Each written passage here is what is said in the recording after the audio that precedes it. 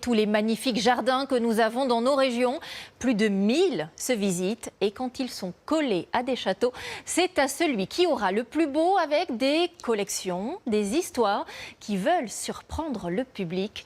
Nous partons en Touraine avec Cécile Madronnet, Charlotte Sébir et Thomas Gatti. Une collection digne de l'Italie au cœur du Val-de-Loire. À Château-Gaillard, les couleurs et les parfums de ces fruits vont vous surprendre.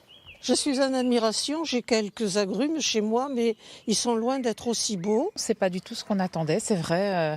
En Italie, oui, mais ici, non. Le pamplemousse, moi j'en vois pas souvent. Donc ici, c'est vrai que c'est un voyage dans le temps et un voyage dans Méditerranée. Bienvenue dans le plus italien des jardins de Touraine, avec son conservatoire des agrumes qui raconte l'histoire de la Renaissance. Mathieu le jardinier bichonne 300 arbustes et 70 variétés différentes. Là ici c'est un cédrat, la main de Bouddha, qui est un peu difforme et qui ressemble à des doigts, d'où son nom de main de Bouddha.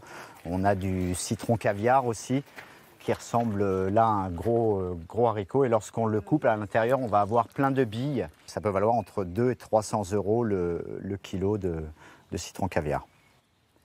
Leur présence ici remonte à 1496.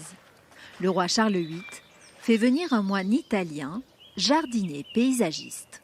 C'est Don Pacello qui apporte les orangers ici à Amboise. Il y avait en France, on avait déjà des agrumes, mais il n'y avait pas d'oranges. Comme François Ier a ramené Léonard de Vinci, Charles VIII il a ramené Don Pacello, le roi des jardins. Ça fait penser à l'Italie et ça ressemble au jardin des villas palladiennes. Tout un patrimoine qui a bien failli disparaître. En 2011, quand Marc Lelandais achète le domaine, c'est presque une friche. Vous arrivez et vous découvrez ça. Les arbres ont envahi le domaine, la nature a pris possession complètement du domaine, il n'y a plus de perspective et surtout on ne comprend plus, il n'y a plus de lecture en réalité paysagère. La lecture paysagère de Pacello n'est plus là. Il faut 5 ans de travaux pour restaurer le château et ses jardins. 16 hectares en plein cœur de la ville d'Amboise, complètement oublié et invisible. Donc je ne l'ai pas tout à fait vu tel qu'il était, mais je l'ai vu tel que je le projetais.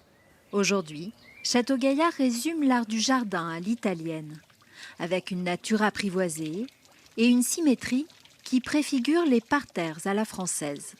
Don Pacello jouait avec les couleurs, il fallait que le jardin soit aussi beau l'été que l'hiver. C'était l'arte del verde et c'est pour ça qu'il a joué vraiment beaucoup avec les minéraux, les plantes.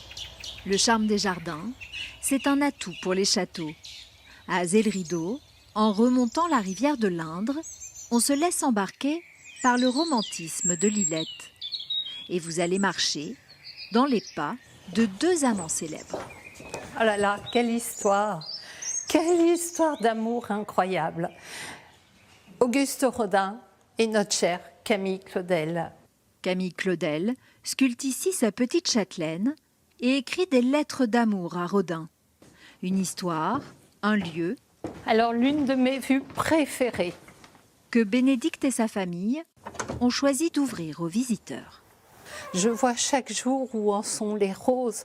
Je vois la hauteur de la rivière, les îles. Je me dis, c'est tellement beau. Je ne peux pas, moi, toute seule, avoir ça pour moi. Il faut que je le partage avec d'autres. En tant que jeune mariée, on a choisi Lillette du coup, pour visiter.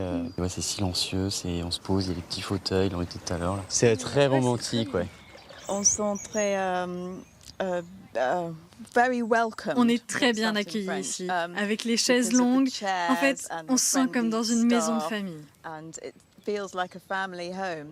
Tout est pensé comme une invitation à la détente dans ces jardins, dont la beauté est un patrimoine végétal.